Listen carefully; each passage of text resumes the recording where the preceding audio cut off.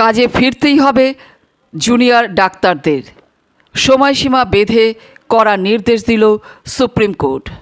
আগামীকাল বিকেল 5টার মধ্যে কাজে ফিরতে হবে জুনিয়র ডাক্তারদের। কড়া নির্দেশ সুপ্রিম কোর্টের। আরজিকর হাসপাতালের তরুণী চিকিৎসক খুনের প্রতিবাদে প্রায় 1 মাস ধরে কর্মবিরতি পালন করেছে জুনিয়র ডাক্তাররা। বিচার না মেলা পর্যন্ত আন্দোলন চলবে, এমনটাই দাবি করেছিল তারা গত রবিবার রাতে। তবে এবার তাদের প্রতি কড়া বার্তা দিল সুপ্রিম কোর্ট।